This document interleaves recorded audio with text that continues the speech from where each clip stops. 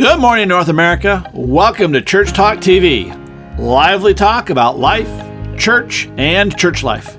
I'm your co-host, Dr. Bill Tenney-Britton, and I'm joined, as usual, by my co-host, Dr. Kris Tenney-Britton, and we're broadcasting from our studio in Columbia, Missouri, the heartland of America.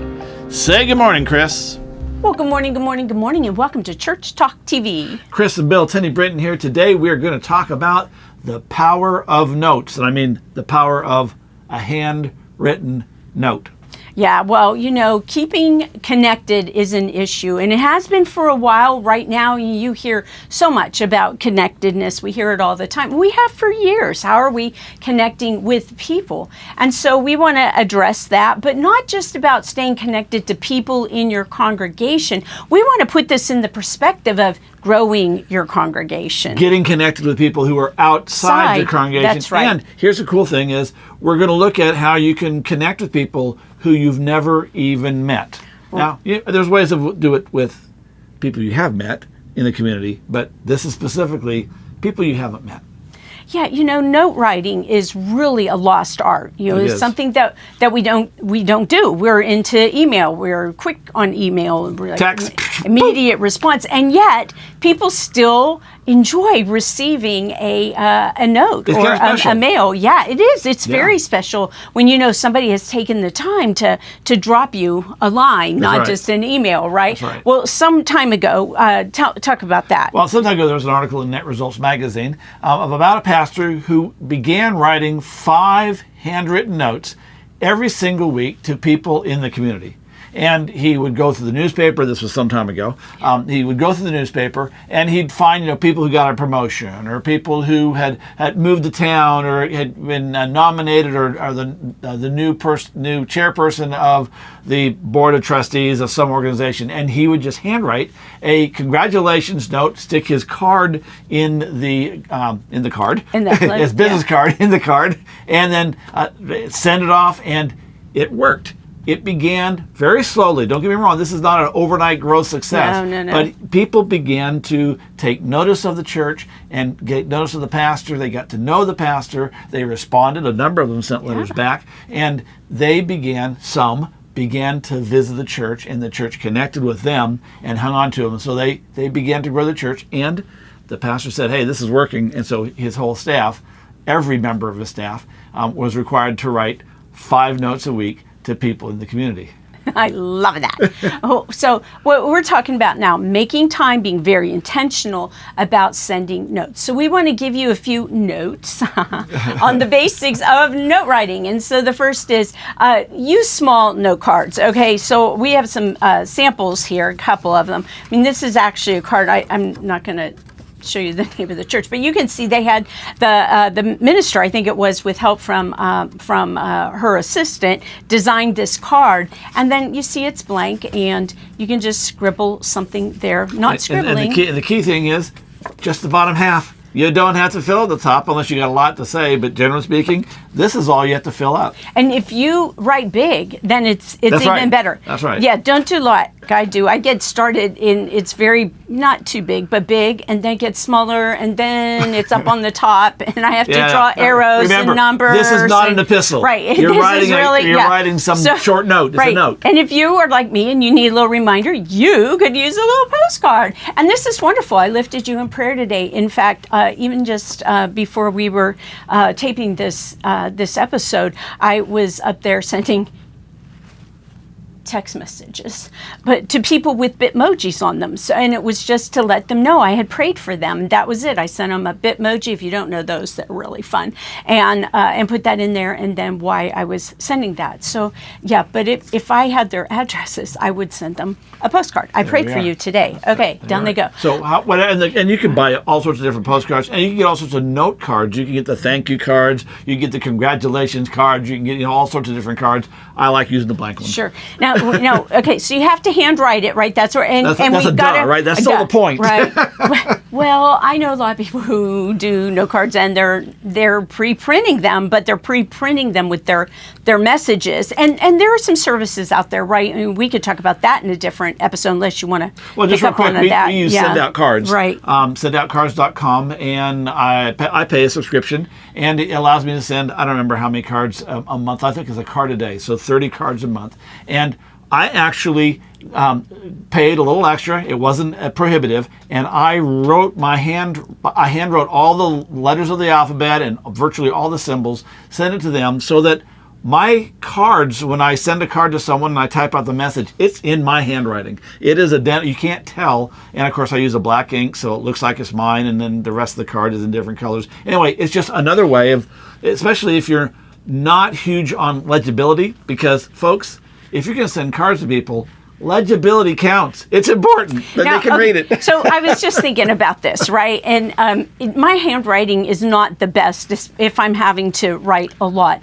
And it was to the point that my administrator actually would write cards and notes for me. And one of the running jokes was, if I ever signed off on something, they would think she did it because they didn't recognize my handwriting, which is not what we're telling you to do. Don't get an assistant or administrator or a staff person to do this for you. Unless you're the president of the United States or something. But and I can't read my own handwriting is a huge part of the problem. But so I did get to thinking, it really is about opening the envelope and knowing. And if you could just write in big letters, say it's a congratulations, or thank you, and then you have this other, then I think you could get a stamp that says, sorry you can't read it. And, or I know my handwriting, is atrocious Bites. or something. Bites. Yeah, not sucks, because you never know who you're going to be sending these to. So anyways, you could just put this little stamp up there and then sign, your initials, something I think like that's a that. little more Okay. than just write legibly, print if you need to. I always print. I don't write I know anything. you do. I know. Yeah, but that's because when I was in 4th grade, my teacher said, stop writing. It's not legible. You can print. That's back when they used to teach cursive, and my cursive, totally legible, even today. You should see when I sign this name. Okay. All right. So we want to make it personal, but not too personal, right? Yeah, moving us along. Yeah, right. Yeah, taking note. Hello? Yeah. So you want to make it personal, but not too personal. Again, we're just moving through this. This is not. We don't want it to be a task. It is a task, but we don't want it to be a chore.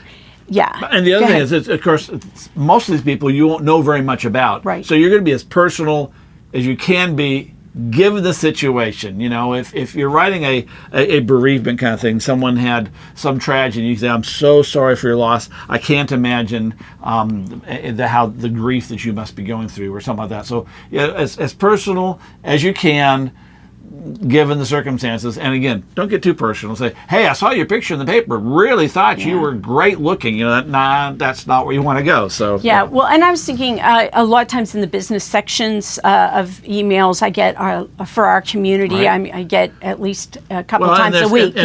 What's happening. Chamber of Commerce sometimes puts out magazines that say what's going on. What's with happening? People in the city. Exactly. And you'll get, so and so has moved. They're the new, I don't know, the new CEO manager of or whatever. Right. And so again, and so this, then it's not a matter of not being you can't say, well, I don't know where to find them, where they live. You send it to their office, and don't be afraid to say, I saw that I saw with the chamber that you have just moved here, absolutely. right? Yeah, exactly. Congratulations on your promotions. I saw that in the newspaper. Congratulations. The business section. Yeah, and I want you to know I lifted you in my prayer, said a prayer for you today, and please let me know if I can ever be of service to you. Okay, right? so talk about personal and not getting too personal. Yeah. And by the way, saying you pray, remember who you are and whose you are. Yes. So it's okay to say that. But you need to say But here's some things. Here's what am I going to say?